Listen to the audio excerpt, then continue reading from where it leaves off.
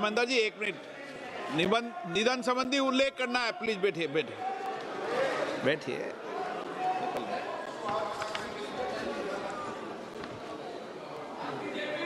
माननीय सदस्यगण, अत्यंत दुख के साथ मुझे सभा को हमारे पूर्व साथी श्री स्वरूप सिंह हिरिया नाइक के निधन के बारे में सूचित करना है।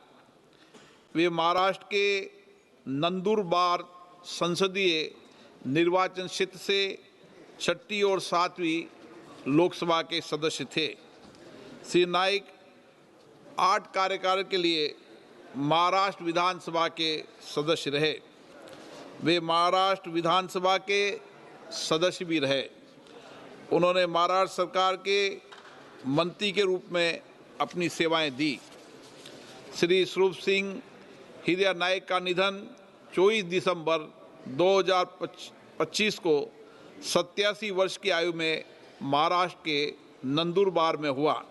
ये सभा हम सब श्री स्वरूप सिंह हिरिया नाइक के निधन पर गहरा शोक व्यक्त करती है और शोक संतप्त परिवार के प्रति अपनी गहरी संवेदना व्यक्त करती है। अब सभा दिवंगत आत्मा के सम्मान में मौन रहेगी।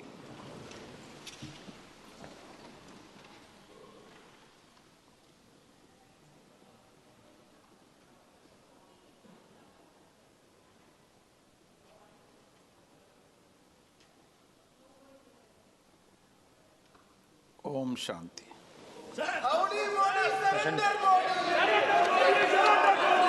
प्रश्न संख्या 41 श्री अप्पल नायडू कलिसेटी। क्वेश्चन 41 दीक्षा।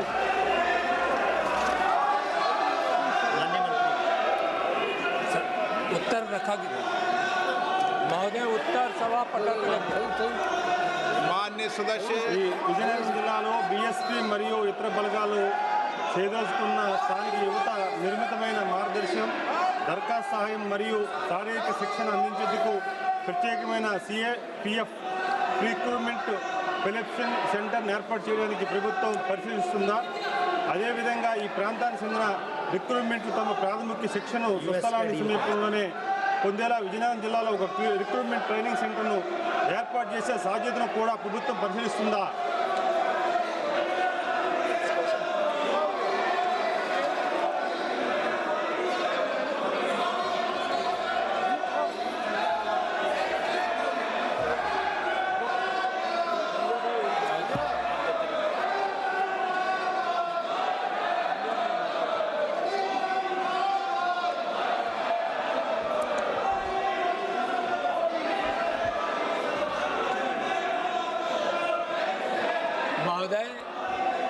आंध्र प्रदेश में सीएपीएफ के एक प्रशिक्षण संस्थान है। तत्काल विजयपुरम में कोई सीएपीएफ का प्रशिक्षण संस्थान खोलने का प्रस्ताव नहीं है, विचार नहीं है। और प्रशिक्षण हम बड़ी तत्परता से देते हैं। देश के विभिन्न क्षेत्रों में लगभग 28 प्रशिक्षण केंद्र है जो हम परंपरागत भी और आधुनिकता के साथ हम प्रशिक्षण देते हैं। हम वर्तमान की चुनौतियों और भविष्य को दृष्टिकोण में रखते हुए हम प्रशिक्षण देते हैं और वह प्रशिक्षण का परिणाम है कि आज देश से नक्सलवाद, वामपंथी उग्रवाद समाप्त लगभग हो गया है और मार्च तक पूरी तरह से वह समाप्त हो जाएगा महोदय। और आतंकवाद रोधी कार्रवाइयों में सफलता मिली है। हम देश की आंतरिक सुरक्षा को सुनिश्चित करने में हम कामयाब हो रहे हैं। आज नॉर्थ ईस्ट में आज शांति बहाल है। हम चुनाव प्रबंधन में भी अच्छा अच्छा सफलता प्राप्त कर रहे हैं। जब ज़रूरत होती है तो हम राज्यों को भी सहयोग करते हैं। धन्यवाद। ऑनरेबल मेंबर గౌరవనీయులైన స్పీకర్ గారికి సిఎఫ్ఎఫ్ అధికారులు ఇప్పుడు ఆర్గనైజర్ గ్రూప్ ఏ సర్వీస్గా గుర్తించారు. అందువలన ఇతర ఆర్గనైజ్ సర్వీస్ రూల్స్ వారికి క్యారియర్ పురోగతి మరియు క్యాడర్ రివ్యూకి సంబంధించిన హక్కులు లభిస్తున్నాయి. అయినప్పటికీ సార్ గత కొన్ని సంవత్సరాలుగా బలవంతం ప్రమోషన్ నెమ్మదిగా మరియు సీనియారిటీ పోస్టుల పరిమితి వంటి సమస్యలు వెలుగులోకి వచ్చాయి.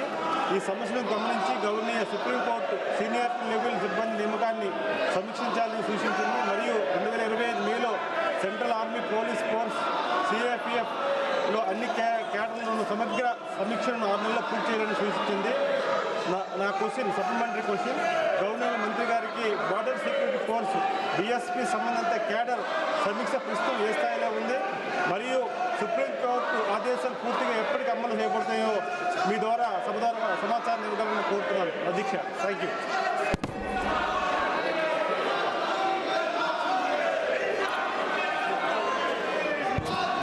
महोदय, प्रमोशन एक हमारे यहाँ सीएपीएफ की सतत प्रक्रिया है और प्रमोशन की हम हमेशा समीक्षा भी करते हैं और समय समय पर हम प्रमोशन भी देते रहते हैं। और जहाँ तक हमारे सीएपीएफ के प्रमोशन के तथ्यों को उजागर करने की बात माननीय सदस्य कहे हैं, तो प्रमोशन की प्रक्रिया हमारी पारदर्शिता के साथ समय पर हम उसको पूरा करते हैं। माननीय सदस्यगण, प्रश्नकाल के अंदर नियोजित तरीके से बेल में आकर नारेबाजी करने का कोई तर्क है क्या? प्रश्नकाल तो माननीय सदस्यों का समय होता है, उसमें माननीय सदस्य प्रश्न उठाते हैं, सरकार की जवाब देते होती है।